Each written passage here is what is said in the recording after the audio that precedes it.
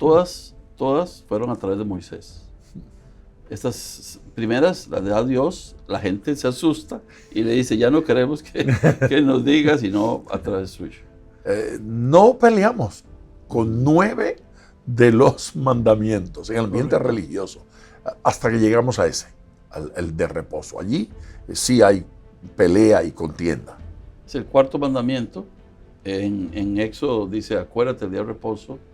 Y en Deuteronomio, que es 40 años después, ¿verdad?, antes de entrar a la tierra prometida a una nueva generación, ya no solamente dice acuérdate, sino que dice santifica, ¿verdad?, el día, apártalo.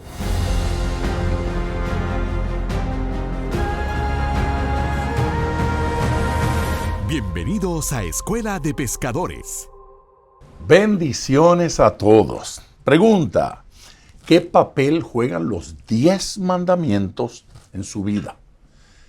¿Le parece que debemos todavía obedecer, respetar los 10 mandamientos que son para nosotros o son cosa pasada de moda que ya no tienen relación con nosotros? ¿Qué tal del día de reposo?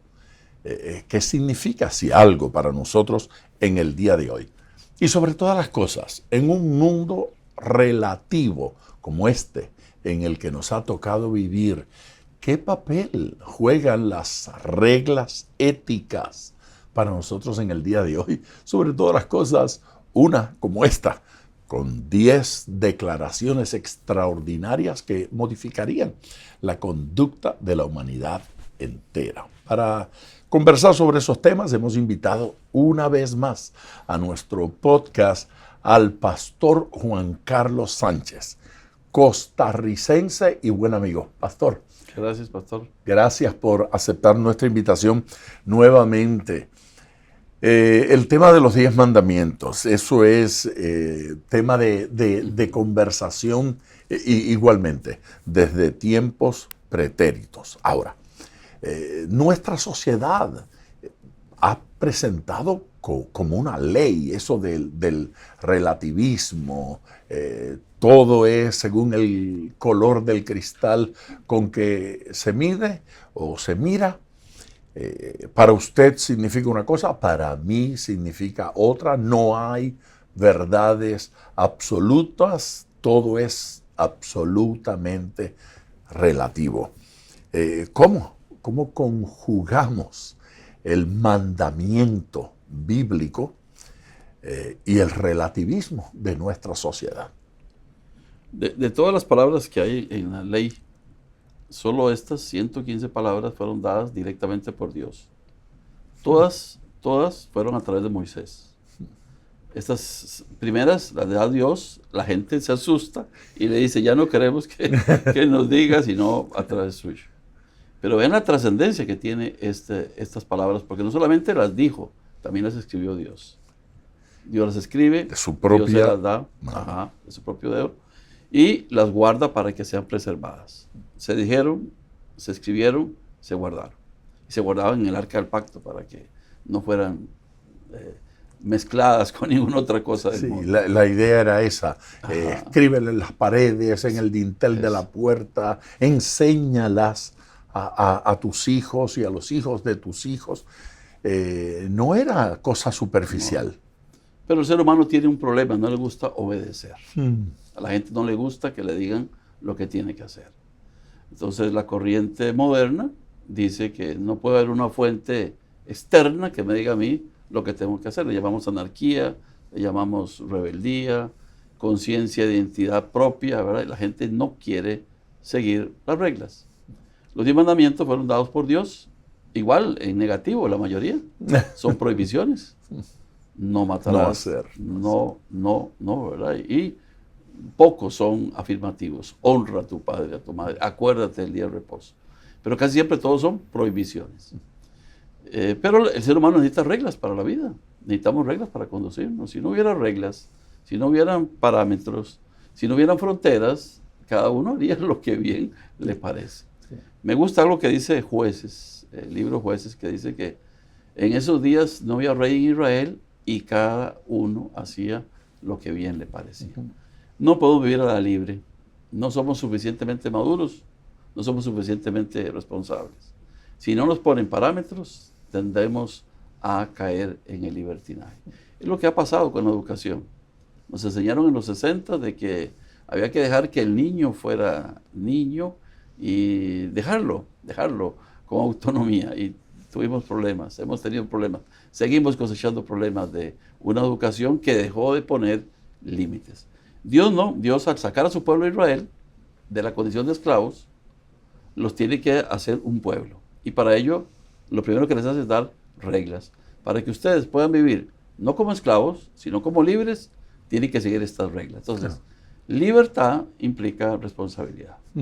Así que el mandamiento es una regla de libertad. Correcto. No de esclavitud. No se las dio en Egipto cuando eran esclavos, se las dio en el Sinaí cuando eran libres. Libres.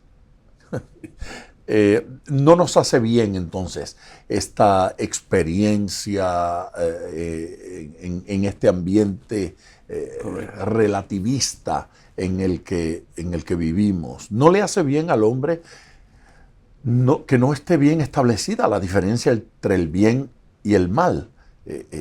Darle la libertad a cada ser humano de decidir conforme a su criterio personal, hacer lo que me da la gana. Nunca en la Biblia esa fue la norma, nunca en Dios, y nunca lo será. Le dio un huerto muy lindo, pero le puso reglas. Sí. Póngale nombres a los animales, haga esto, haga aquello, haga lo otro. Dios siempre nos ha dado libertad, pero con responsabilidad. Y Él sigue siendo la autoridad. Correcto. Dios no ha perdido la autoridad. Hay idolatría aún en este tiempo. La idolatría es una de esas cosas prohibidas en la Biblia. La Biblia es fuerte contra la idolatría. ¿Hay idolatría en el día de hoy? El primer mandamiento, los mandamientos comienzan con una introducción, ¿verdad? Yo soy Jehová tu Dios que te sacó la tierra de Egipto. Después viene entonces, ¿por qué le pide lo que le pide? Es un Dios que ha tenido contacto con nosotros. Yo te saqué de la tierra de Egipto. Eso es algo hermoso. El Dios que me da a mí una regla, me ama, me hizo, me creó, me sostiene, me guarda. No es un caprichoso ser que dice, no tengo nada que hacer, voy a ir a molestar a la humanidad. No, a ese Egipto, donde estuvieron de esclavos, yo los saqué de ahí, y ahora que los saco a una tierra que les daré, estas son mis normativas. Y lo primero que pide es, no tendrás dioses ajenos delante de mí. Esa es la primera regla. Egipto era famosa por la zoolatría. Esto es de que todos los animales eran dioses, ¿verdad? De algo. De algo. Algo representaban. Cualquier animal imaginable. Entonces ellos eran tendenciosos a el trueno, el fuego, el frío, el calor. Se lo achacan a alguien. Cuando viene el invierno, cuando viene el verano, cuando viene el cambio de clima. El ser humano, dice Romanos 1, de que por haber desechado al Creador, se han inventado sus propios seres. Y le han llamado Dios. Isaías, Jeremías, hasta Ezequiel se burlan de los que agarran un árbol y con ese mismo árbol con el que hacen leña para el fuego, un mueble de madera, hacen un Dios. Y le dicen, y después se postra frente y le reconocen leño, autoridad. sí, a ese leño que han ellos formado. Entonces, la primera regla es, no pueden tener otros dioses. Porque no existen. O sea, no existen otros dioses. El ser humano los ha inventado, los ha diseñado. Pero yo sí creo que siguen habiendo dioses en la mente de las personas. El Nuevo Testamento habla de la avaricia como Dios, de la idolatría como Dios. Habla del materialismo como Dios. Habla de no se puede servir a Dios y a las riquezas. Y es un Dios del materialismo. Igual serían otras cosas. La gente se ama a sí mismo de manera narcisista. La gente se ve en el espejo y se ve tan linda que no se agarra a besos para no tener que limpiar el espejo después. Pero tenemos una cultura donde ya no hacemos las cosas por salud. Como antes uno decía, van al gimnasio por salud. Pues tal vez alguno, la mayoría va por estética. Ya la estética se convirtió en un ídolo. No solamente lo que yo soy, sino cómo yo me veo. Y no lo digo porque me vea gordo, ¿verdad? Y no tenga posibilidad de verme con cuadritos. Sí lo tengo, muy remota, pero la tengo. Nuestra sociedad entonces practica la idolatría aún Así llamándose atea. Correcto. Y ese Algunos, es un buen punto. Ajá, Aunque sea atea, es idólatra. es idólatra. Es atea en lo que respecta al Dios verdadero. Correcto. Pero con respecto a los dioses que ellos inventan y que adoran y que se convierten en cosas imprescindibles en su vida, sin la cual no se puede vivir, en cuanto a esas, sí son muy devotos. Correcto. Aún los sistemas políticos que en su texto pues niegan la verdad absoluta y niegan al Dios del cielo, establecen leyes y reglas que son absolutas y terminan algunos gobernantes siendo objetos de oración, de adoración. Correcto. Y de servicio, idolatría. Eso está allí, está por todas partes. Otro de los mandamientos que genera mucha pregunta en el día de hoy es el del día de reposo. Es más, a veces me parece que en el ambiente nuestro no peleamos con 9 de los mandamientos, en el ambiente religioso, hasta que llegamos a ese, el de reposo. Allí sí hay pelea y contienda. Es el cuarto mandamiento. En Éxodo dice, acuérdate del día de reposo.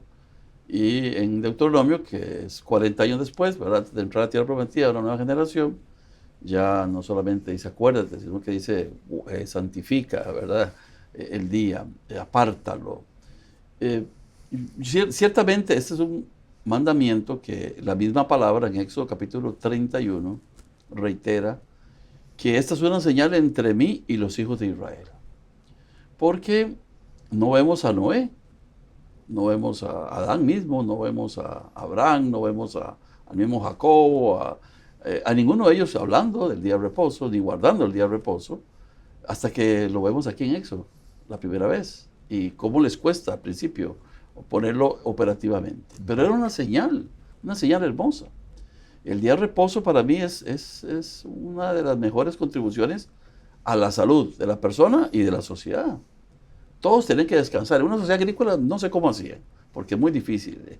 El ganado no descansa, el ganado lechero, las gallinas, los plantíos. Entonces el día de reposo era una novedad en el mundo antiguo. No se conocía eso. Eso de que 6 días y descanso 1.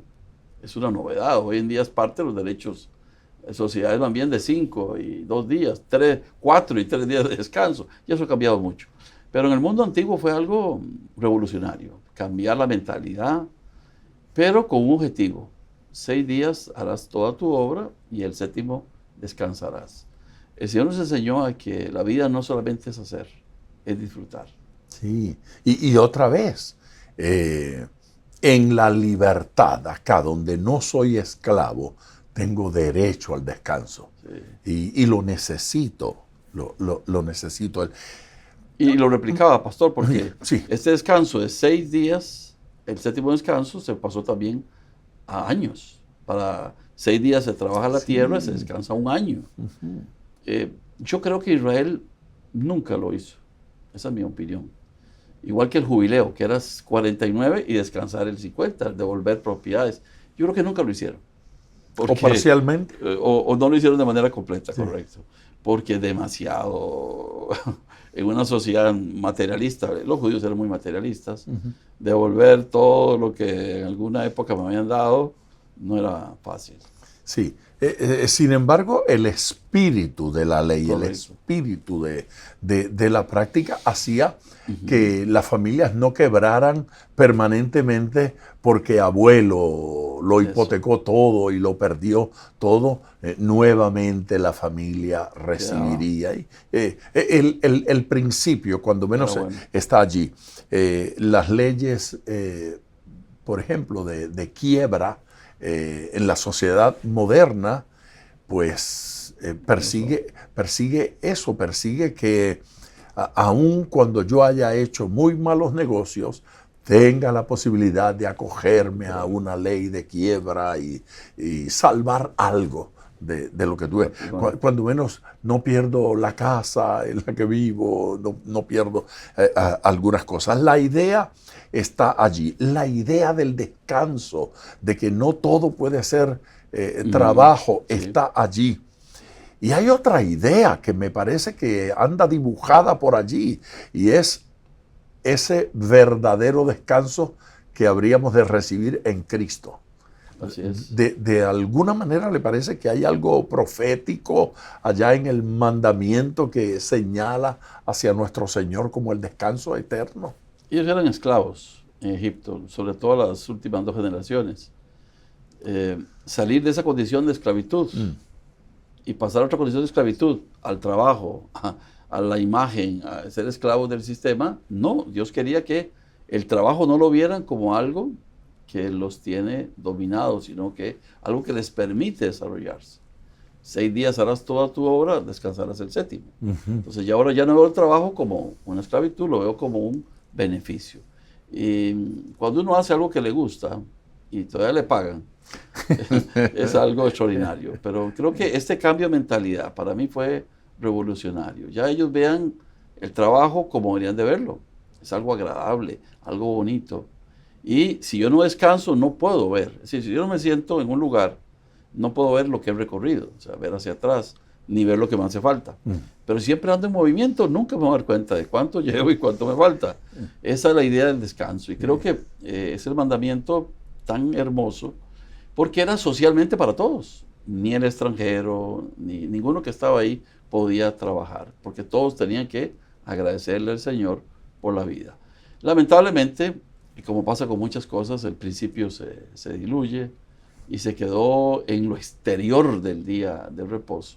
Y Jesús va a decirles más adelante eso. Sí creo en Hebreos, que ahí lo dice claramente. En Hebreos dice que si hubiera habido otro reposo, Josué les dio un reposo que era la tierra prometida, un reposo, pero no era el reposo que andaba buscando, tenía que ser el reposo en Cristo. Creo que el día de reposo apuntaba hacia Cristo, que Cristo es mi reposo. Y por eso ya hoy yo no tengo un día de reposo. Yo reposo en Cristo todos los días. Todos los días trabajo, todos los días descanso, porque mi vida está en Él.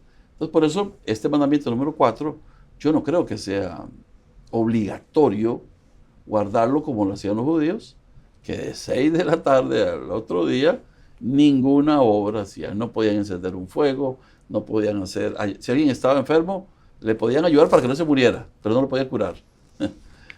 No podían hacer un montón de cosas que el sistema humano lo requiere. Sí, y que Jesús en la práctica los critica. Sí. Los critica porque llama eso hipocresía. Esto no lo hace, pero si tu buey se te cae, ese sí, hay que sacarlo. Sí, Jesús nos hace entender el espíritu de la ley y en ese sentido entonces el espíritu del reposo y del descanso. Me parece maravilloso. Otro de los mandamientos que tal vez pelea contra la tendencia que tenemos en nuestra sociedad, que parece desconectar a los hijos de los padres, destruyendo la familia y pretendiendo que de repente el sistema de educación, el gobierno, el país, la aldea, tienen más autoridad sobre los niños que los padres. Es ese de honra a tu padre y a tu madre. La ley de Israel que Dios da, por ejemplo, en Deuteronomio capítulo 6 va a ordenar que sean los padres los encargados de transmitir. Los sacerdotes van a estar ayudando, van a hacer su tarea, pero la tarea va a ser de los padres. Y se lo va a decir cuando salgas, cuando entres, cuando andes en el camino, tienes que enseñarle la palabra. Entonces, un padre que constantemente me está enseñando a mí lo bueno, va a ser un padre que no me va a costar a mí, cuando llegue el momento, honrarlo. Y aquí sí es importante que la palabra honrar es la misma palabra que se usa para honrar a Dios. Es la misma palabra. Y en segundo lugar, es también, no solamente la misma palabra, honrar, darle reconocimiento, darle el lugar que se merece, se habla de los dos, de padre y de madre. Aceptamos que son sociedades patriarcales, en eso no vamos a discutir, están dirigidas hacia el hombre. El hombre es el centro, es el varón, digamos, es el centro de la sociedad. Pero en el mandamiento es para los dos. Honra a tu padre y a tu madre. Yo vengo de una cultura, pastor, donde nos hemos ido más por el lado de la madre, en el plano sentimental, y todo el mundo dice que la mamá, que aquí, y a veces a los papás los tienen marginados. Nosotros molestamos mucho con los regalos. Para el Día de la Madre son espléndidos y para los padres son bastante limitados. Sí. Los pañuelitos de sí. Sí. Pero aquí la Biblia es clara. A ambos yo tengo que honrarlos. Y los proverbios van a designar más adelante cómo se honra. O cómo lo contrario, como un hijo que no es obediente es vergüenza para la madre. Como un hijo que no hace... Israel decía que el papá tiene que hacer 3 cosas con el hijo: circuncidarlo, enseñarle la Torá y enseñarle un oficio. Y los otros decían que buscarle esposa, ¿verdad? Porque en alguna época era tarea del papá andar buscándole, como Abraham, ¿verdad? A los 40 añitos le buscó a Isaac, su esposita. Pero en el mundo antiguo, creo que los padres tenemos una enorme tarea, una enorme responsabilidad. Y entonces honrarnos cuando llega una etapa en la vida. Yo no pienso solamente en la vejez, yo pienso en toda la vida. O sea, la honra es durante toda la vida. A veces lo hemos dirigido mucho a que lo honren cuando ya esté viejito y no puede hacer sus cositas. No, es que la vida mía, si mi papá y mi mamá estuvieran vivos, estarían, si no orgullosos, casi orgullosos de su hijo. No, yo creo que estarían orgullosos.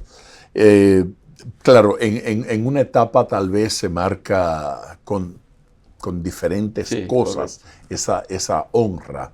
De repente esperamos que el niño pues obedezca.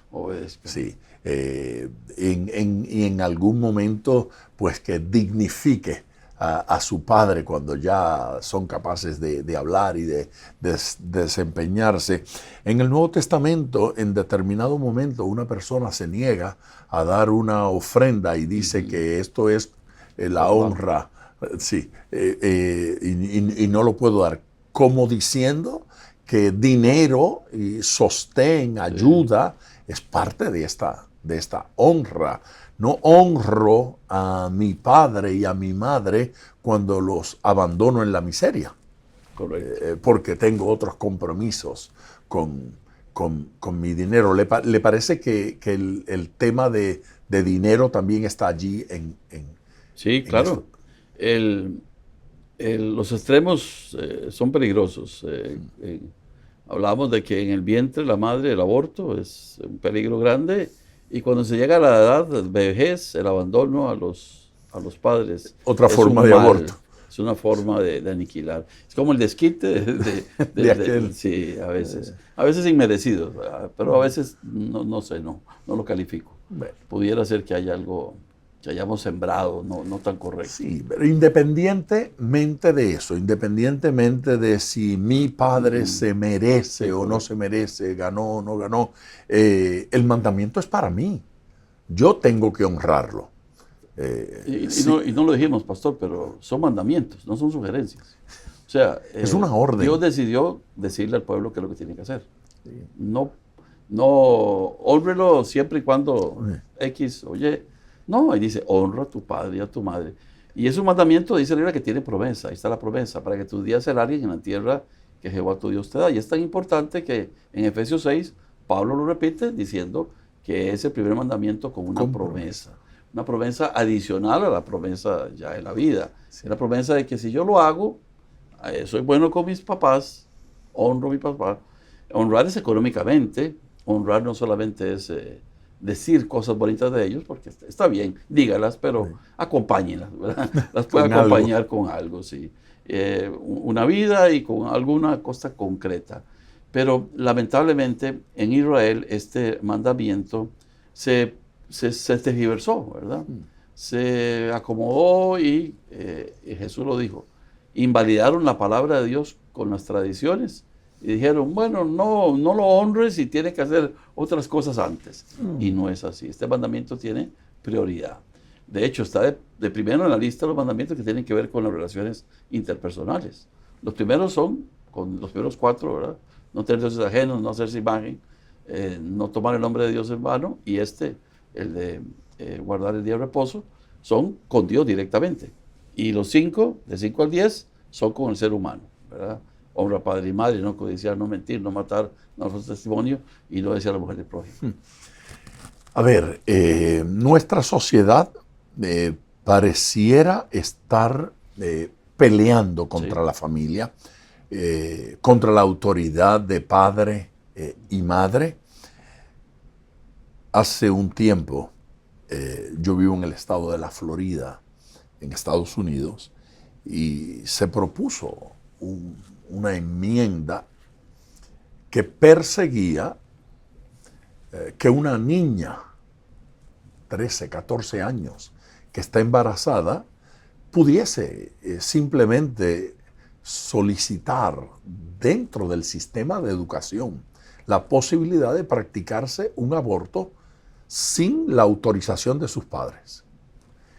Eso es en un estado donde a su hijo en el colegio no le darían una aspirina sin consultar al padre primero, pero sí le practicarían un aborto. Perseguía también, por otro lado, que un niño o una niña iniciara un proceso de cambio de sexo y que al padre simplemente se le informara, se le dijera eso para que allá le den las pastillas que tiene, Sí. Pero los padres no tendrían ninguna autoridad.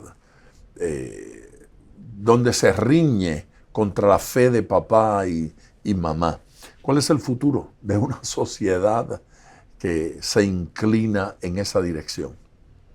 El caos es lo único, porque si yo no respeto los cánones de lo establecido, no por uno, sino por miles de años de historia de la humanidad. Así ha sido la historia de la humanidad, no la podemos cambiar. Es más, la humanidad no podría existir si no fuera por una figura de padre y madre que han hecho y reproducido familias a través de centenas de localidades y de miles de años ya. Sí. Como ignorar todo eso de un plumazo, ¿verdad? Y borrarlo, no se puede. Nos quieren sustituir por una probeta y un tubo de ensayo. ¿Sí?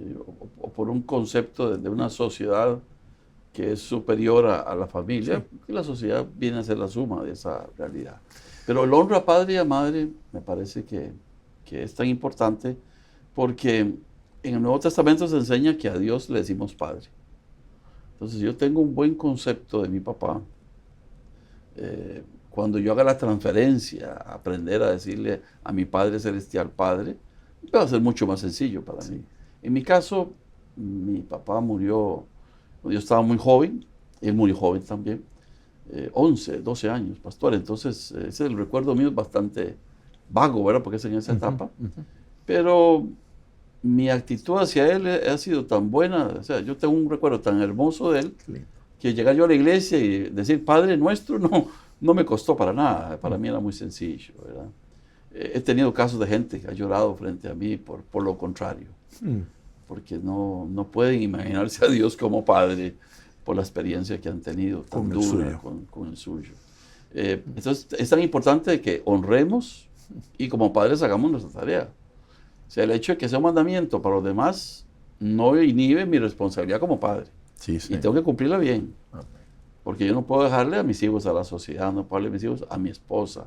En alguna época los varones, en algunas culturas nuestras, en la parte religiosa fueron demasiado escurridizos. No estaban. Todavía hoy en día la mayoría de las iglesias se sostiene por enorme trabajo de mujeres y Bueno, pocos varones. gracias a Dios que existen las mujeres. Sí, claro. Sí.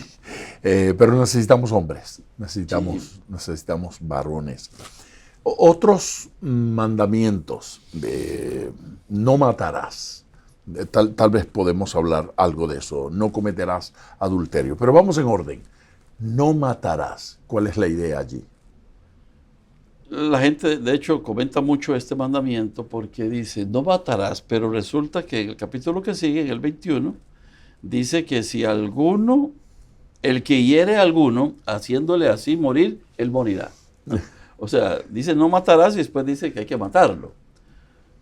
Básicamente la palabra para matar, la idea es de nunca asesinarás, es el concepto que está detrás. O sea, yo no puedo, desde Génesis 9, que Dios le dijo a Abraham, a Noé, que el hombre no puede tomar la vida del otro hombre. O sea, yo no puedo, porque quiero acabar con alguien. ¿Qué fue lo que hizo Caín? Lo que hizo Lamec. El primer cántico que hay en la Biblia no es a Dios, es de Lamec, a Ada y Sila. Y le dice, por un varón me voy a vengar, y si 7 veces fue, 70 será Lamec perseguido. Entonces, era la violencia, la muerte. En este caso, matar. O sea, yo no puedo tomar la vida de nadie, no tengo el derecho. Pero la ley sí establece escenarios en los cuales se permite. Ahí no es asesinar, ahí sería cumplir leyes que dicen no, el que muere, el que hace morir a otro, debe morir. Entonces, el no matar, literalmente sería no acabar con la vida biológica de alguien. Pero Jesús va a tomar ese mandamiento en el Sermón de la Montaña y va a decir, no matarás, y ya va a decir, bueno, decirle a un hermano, decirle a otro que es un estúpido, ¿verdad? Un cabeza vacía, un insensato, decírselo es una forma de asesinarlo. Moralmente lo asesina, públicamente lo asesina, decírselo frente a gente. Usted recordará, lamentablemente, pastor, la época en que la disciplina en la iglesia la hacíamos frente a todo mundo, y quizás un hombre, una mujer que había hecho algo, frente a toda la congregación, incluyendo niños, escuchaban los delitos de fulano, o sea, lo estábamos matando. Aunque tal vez había sido una persona falsa, pero no merecía un escarnio público. Creo que el no matar hoy en día implicaría no divulgar, no exponer a la persona de manera innecesaria. No creo en aceptar ni en tolerar eso, jamás. Lo malo seguirá siendo malo, pero no hay necesidad de que todo el mundo se dé cuenta de cuán malo es. Sí. No cometerás adulterio. De hecho, hay que reconocer que están los 2 mandamientos, el adulterio y la codicia. O sea, no cometerás adulterio, y el último, no codiciarás. En el caso de nosotros, siguiendo la redacción del texto de Éxodo 20, está no codiciar, e incluye todo. Incluye no codiciarás la mujer de tu prójimo, la casa de tu prójimo, el carro de tu prójimo, el buey de tu prójimo. O sea, la codicia implicaría de todo lo que la otra persona tenga. Codicia es desearlo. El deseo de lo que otro tiene, de lo que otro tiene de una manera inapropiada. La disposición de apropiarme no es, me gustaría algún día tener eso, que eso está bien, es razonable, pero es apropiarme de lo que deseo, apropiarme de lo que no es. Sí. Entonces, el adulterio es la forma en la cual se garantiza que podamos llevarnos bien en la sociedad, donde cada uno está en lo suyo. Aquí hay que hacer una advertencia. La misma ley de Dios después va a decir que si alguien comete adulterio, no va 90 días a disciplina, ¿no? La paga por no adulterar es la muerte.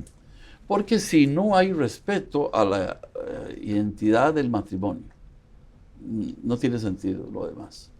Y por eso es que en Israel no se proclama el perdón al adulterio, sino la ejecución de ambos que adulteran. Y en esto el Nuevo Testamento va a cambiar. Por ejemplo, Jesús a una mujer sorprendida en adulterio, la perdonó. Y le dijo, vete, no peques más. O sea, sí lo había hecho, pero el Señor le dice, te perdono, no lo vuelvas a hacer. En el Antiguo no. El adulterio está como mandamiento, no adulterarás, y leyes más adelante dice que si son sorprendidos en adulterio, serán apedreados. Pena de muerte. Sí, pena de muerte. Pena capital. Y otra vez, ¿y por qué tan grave? Bueno, porque así debería ser. Porque era grave, es grave. Es grave, o sea, si usted se hizo promesa con otro de fidelidad, si está criando un hogar, si tiene hijos e hijas, está moldeando algo y está adulterando, está rompiendo lo que Dios espera que sea diferente. ¿Y hay diferencia entre fornicación y adulterio? En realidad es una diferencia que hemos hecho semántica, pero estrictamente hablando, digamos, pecado sexual. En el Nuevo Testamento, fornicación es inmundicia sexual, cualquier inmundicia sexual. Entonces debería ser como la sombrilla, fornicación. Más abarcador. Sería la que abarca cualquier. Y de todo lo que no había en el siglo I, que hoy en día sí hay, estaría metido dentro de no fornicación. Pero la gente ha hecho una distinción entre adulterio, casados, fornicación, solteros. Pero eso es una que hasta la Real Academia Española hace esa distinción en algunas de las acepciones, pero es por cuestión de influencia Práctica. religiosa, no porque esté en la Biblia. Ya. En la Biblia no está así. Ya. Ok, entonces temas como la sodomía, la homosexualidad y demás están bajo esa sombrilla de fornicación igualmente. Y en el caso de la ley de Moisés, están aparte también. No te acostarás con varón como con hembra, va a decir. ¿Verdad? No El te bestialismo. Ajá, ahí va a También. decir. Y luego también hay que matarlo, hay que matar a la bestia, hay que matar al que la practicó. La pedagogía era radical, porque se supone que si usted ve que alguien por hacer eso lo terminaron, no, eso va a disuadir a muchos. Sí, debe de El asunto de que no funcionaba tan bien. La gente es dura de corazón. Y vuelve, aunque lo haya hecho otro, lo hace ellos también. Sí, la pena de muerte no garantiza que no va a ocurrir. La tendencia al pecado es fuerte. Sí. La fuerza de la tentación es cosa impresionante. Uno se pregunta cómo esto sigue ocurriendo. Y mientras uno más lo critica, entonces uno recuerda esas cositas que llamamos pecadillos. Nosotros no los llamamos veniales, Sí. pero los llamamos pecadillos, Sí, y sí, nos sí. parece que algunas cosas sí, un poquito de envidia, una verdad distorsionada, no es del todo mentira, pero la modifiqué. La desobediencia al mandamiento es pecado, y el Sí, pecado nos contamina y nos hace daño. Así es que el mandamiento pretende nuestra pureza, nuestra integridad. Nos hacen bien los mandamientos, los 10 mandamientos y los otros mandamientos que aparecen en las Escrituras. Otro de esos mandamientos que me gustaría nos explicar un poco es el de no hurtarás. Las formas del mundo antiguo, diferentes a las nuestras, incluirían prácticas que hoy en día tal vez por otras razones se pueden controlar. Ejemplo, 3 veces dice la palabra del Señor que al Señor le gustan las pesas justas, las balanzas justas. Es algo tan simple, pero está en Proverbios, está en Deuteronomio, ¿verdad? Dios lo dice. ¿Por qué? Porque es una forma de hacernos daño mutuamente. Si yo a usted le estoy vendiendo, bueno, aquí sería 1 libra de esto, y resulta que no es 1 libra, es menos de la libra. Y cuando voy a comprar uso otra, ahí donde para que me den más bien, estoy hurtando, estoy robando, estoy faltándole al otro. Se pone primero el adulterio y luego viene el robar, porque sería robar los límites de una propiedad. A Dios a todos nos dio bueno, en el caso de Israel, les dio una herencia. Alguien se pasa un poquito, 10 en 10 y 10, y después uno se da cuenta es dueño de la mitad. O le roba a la hora de hacer comercio, o le roba a la hora de que no cumple con su palabra. Entonces, hurtar es el no respetar lo que el otro tiene. Y si yo no respeto lo que el otro tiene, ¿verdad? Entonces, lo que comienzo a hacer es que algún día podría aprovecharme como a Acab, que quería tener la viña de su vecino, y la quería, y él dijo que no la vendía. Entonces su esposita, que no era creyente, pues, desarrollaron todo un plan. Y terminaron matando al dueño. Entonces, si uno no respeta que otro tiene algo que yo no tengo, y debo ser feliz con eso, o sea, es de él, no es mío, ahí debería quedar la vida. Por eso hemos dicho siempre que en Romanos 12 dice, gozaos con los que se gozan y llorad con los que lloran. Y que es más fácil llorar con el que llora, porque fácilmente uno se pone a llorar al ver a alguien, pero gozarse sinceramente por el que a otro le vaya bien, eso cuesta. Es más difícil. Es más difícil. Más difícil. El falso testimonio. Esto, pues, fuerte. El tema del falso testimonio en nuestras sociedades, cosa común. Si es mi amigo, voy a favor de él y digo mentira contra el otro. Mi amigo y mi familiar siempre son inocentes. Yo no estuve allí, no lo vi, pero No lo hizo él. sí, ese falso testimonio, qué cosa terrible. Todo el sistema judicial de Israel dependía de la palabra del testigo. No habían cámaras, no habían audios, no se podía registrar nada, sino que yo puedo decir que lo vi o yo puedo decir que no lo vi. Entonces, si no es factible, ¿verdad? En las 7 cosas que Dios aborrece, una dice el testigo falso que dice mentiras. O sea, es testigo, pero un falso testigo y miente. O sea, son las 3 cosas. En el mandamiento es, no dirás contra tu prójimo falso testimonio. Entonces, si el sistema depende de la palabra y yo no estoy siendo leal con la palabra, si el sistema depende de que yo realmente lo vi, a Jesús le dice la Biblia que le buscaron unos testigos falsos que decían que él había hecho algo que nunca dijo. El sistema, de hecho, la ley de Dios dice que no ayudarás al pobre porque es pobre en una causa, sino porque tenga la razón. O sea, ni al rico porque es rico, no. Uno no es tiene por que simpatía. ser justo, no es por simpatía, es por honorabilidad, por veracidad.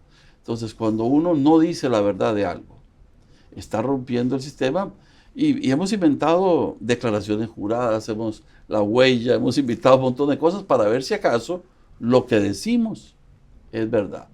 Israel desarrolló todo un sistema que era juramentos y votos y promesas. Le juro por el templo, le juro por esto, que lo que estoy diciendo es la verdad, y aún así no decimos la verdad. Entonces, el gran debate para mí de este mandamiento es que la palabra hoy en día, honestamente, no vale mucho. No vale. La gente no le cree.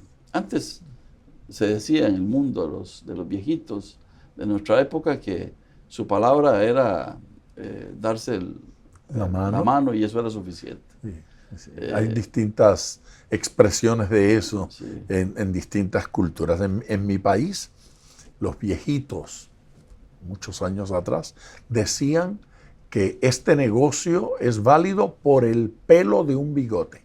Y entonces se arrancaban el pelo de un bigote y se lo entregaban. Y mientras la persona tuviera ese pelo, esa propiedad se vendía por lo que dijo. Sí. Y mantenían la palabra. La mantenían. El Salmo por eso dice, aquel que aún no jurando, aquel que aún jurando en contra suya, no por eso cambia. Hoy en día la gente no tiene palabra, básicamente. No tiene palabra. Eso habla de el efecto del pecado, sí. La caída, este deterioro moral. Y es de siempre, o sea, no es solo hoy en día. Pero parece que va en desarrollo. Ah, sí, claro, se ha incrementado. Sí. Jesús contó la historia de un papá que tenía 2 hijos. A uno le dijo, ven, ayúdame. Y dijo, sí voy. Y no fue. Y el otro dijo, no voy. Y sí fue. Y sí fue. La gente cambia de opinión, está bien. Uno puede cambiar, pero no en la dirección contraria. O sea, uno tiene que mantener su palabra. Y el falso testimonio es cambiar la palabra, cambiar los hechos. Solo porque me cae bien, esto le dijo muy bien. O sea, es mi primo, lo voy a defender. Por simpatía. Sí, no se puede. Sí. En Éxodo 20, usted aludió a este versículo hace rato, pero quiero leerlo. El versículo 17. No codiciarás la mujer de tu prójimo. No codiciarás, la casa, ¿verdad? El primero es la casa de tu prójimo. No codiciarás la mujer de tu prójimo, ni su siervo, otra vez no codiciarás, ni su criada, ni su buey, ni su asno, ni cosa alguna de tu prójimo. Es severo el mandamiento en contra de ese apetito, si se quiere, insano de lo que tiene la otra persona. ¿Por qué? Correcto. ¿Por qué tan fuerte? Hago una aclaración de que cuando Moisés repite la ley en Deuteronomio 5, 40 años después, 31 años después, ya sí lo hizo como usted lo estaba leyendo. No codiciarás la mujer de tu prójimo, la puso de primera, aquí estaba de segunda, pero ya cuando Moisés lo va a decir en Deuteronomio 5, 21, lo dice, no codiciarás la mujer de tu prójimo, no desearás la casa de tu prójimo, ni su tierra, ni su siervo, ni su sierva, ni su buey, ni su asno, ni cosa alguna de tu prójimo. Así que Dios lo dijo como lo dijo, y Moisés después lo hizo más. Moisés estaba casado, así que él sabía que tenía que decirlo de otra manera. Pero se pone primero la mujer, porque cuando el ser humano se le entrega algo, por alguna razón u otra, gente que dice a uno, pastor, el día que yo tenga este trabajo, voy a ser la persona más feliz del mundo. O el día que logre cambiarme a una casa así, o que tenga el carro así, ya voy a ser... Y, es común oír sí, eso. la gente lo alcanza, lo logra, y algo se inventa después de que no era esto, que quería tal cosa, que ahora ya está en la casa, pero tiene que ir a viajar, ya no quiere estar en la casa. El ser humano anda con los ojos llenos de codicia, dice la Biblia. Ojos llenos de codicia. Todo lo que vemos, lo queremos. Y en el mundo actual... Apetito lo queremos desmedido. ya. Sí, lo queremos ya. El sistema nos ayuda mucho a darnos las cosas rápido. La comida rápida. Cuando vengo a estas tierras, pastor, una de las cosas que me puedo pensar es, hace cientos de años, ¿verdad? Trasladarse de un lugar a otro. Lo que se tenía que durar en una carreta o caminando, distancias enormes. La gente no era de horas, de minutos, eran de días, caminando para llegar a otro sitio. Pero hoy en día todo lo queremos inmediato, automático, sin mucho esfuerzo. Pero los mandamientos nos enseñan que hay cosas que hay que trabajar. La codicia es algo con la cual yo tengo que trabajar todo el tiempo, porque fácilmente puedo estar codiciando lo que no, tal vez no es por dicha la casa o no es la mujer, pero tal vez estoy codiciando el asno, el carrito que tiene, el trabajo que tiene, el oficio que tiene, y entonces me lleno de envidia. Los antiguos decían que las personas que codiciaban morían 3 veces, o hacían morir a 3 personas más. Morían 3 veces, se morían 3 veces, porque mueren ellos por estar llenos de codicia. La palabra codicia implica un fuego interno, se están quemando internamente. Luego hace que a la persona que están codiciando, los judíos hablaban del mal de ojo, le están haciendo la guerra, hostilizando, dañando, y luego hace que otros vean el ejemplo malo, y entonces se está fomentando la misma actitud. Si yo soy codicioso como papá, mis hijos me están viendo, y me oyen mis comentarios, viste que tal cosa, y seguro está metido en algo raro, ¿verdad? Entonces, por codiciar yo denigro, por codiciar yo hablo mal de alguien, por codiciar yo estaría dispuesto, la Biblia dice que la raíz de todos los males es el amor al dinero, y la raíz de todos los males es la codicia es el amor al dinero, es querer tenerlo todo y tenerlo ya. Ese fuego infernal de la codicia, entonces me destruye a mí, me quema a mí, sí. Quema a quien codicio y quema a los demás. Están viéndome quema a los otros. Sí, porque la gente va a decir, mira, sí es cierto, ¿por qué fulano lo tiene y yo no? ¿Por qué él lo hizo tan rápido y yo no? Entonces terminamos trabajando con Dios. Había un rabino que decía que la codicia no solamente me afecta a mí, afecta a mi concepto de Dios. Él tiene razón. Wow. Porque yo comienzo a decir, bueno, pero ¿por qué Dios le ha dado tanto a él? Y a mí me ha dado tan poco. Tenemos una canción allá en el sur de América que decíamos, ¿por qué Diosito Santo la platita la hizo tan mal repartida? ¿Verdad? Un reclamo, ¿verdad? ¿Por qué Dios no había hecho un equitativo reparto de las cosas?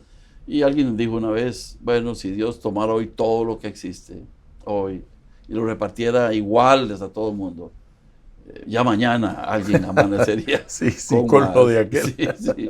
El ser humano es codicioso. Y la Biblia dice codicioso de ganancias deshonestas. Porque uno puede codiciar cambiando la palabra, pero uno puede anhelar ciertas cosas en la vida. Y está bien. Sí.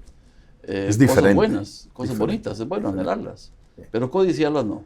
Sí, codiciar es querérselas quitar aquel para tenerlas yo. Correcto. Sí.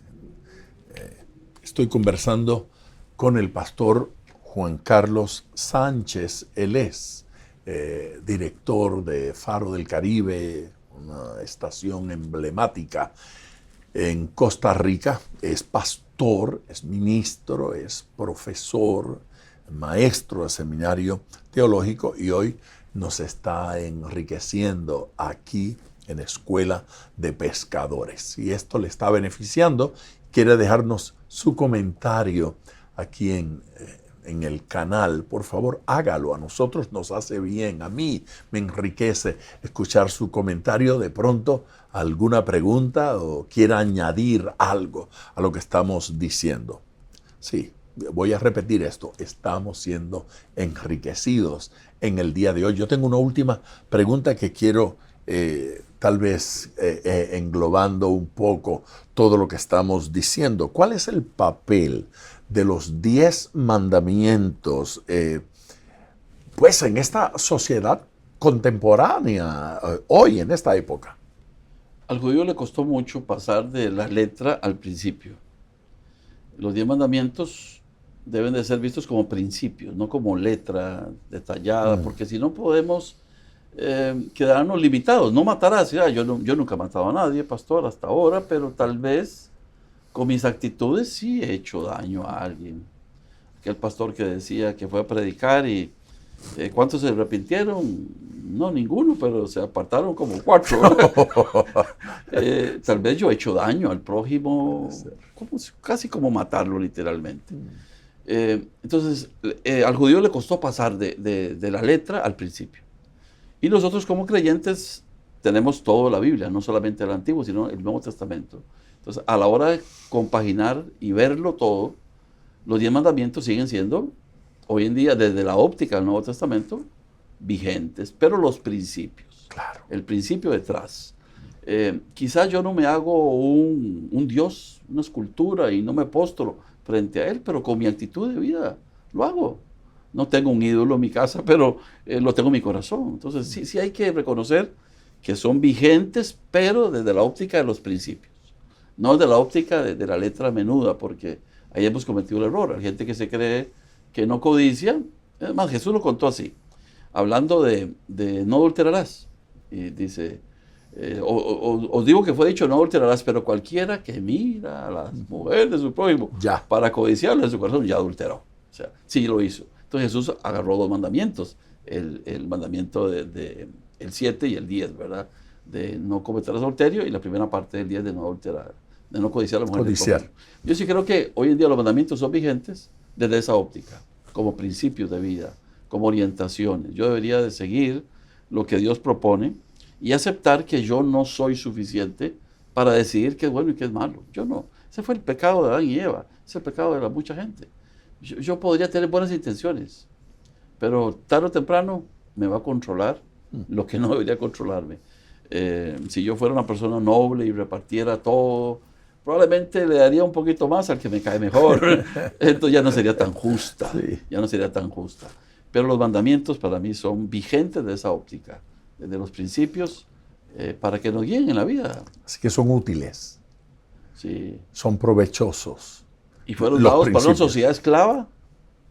Dejaba de ser esclava a ser libre. Para que aprendan a vivir en libertad. Sí. Toda la sociedad, no solamente en el culto, sino en la sociedad en general. Sí, no son cúlticos. No. Son para la vida toda.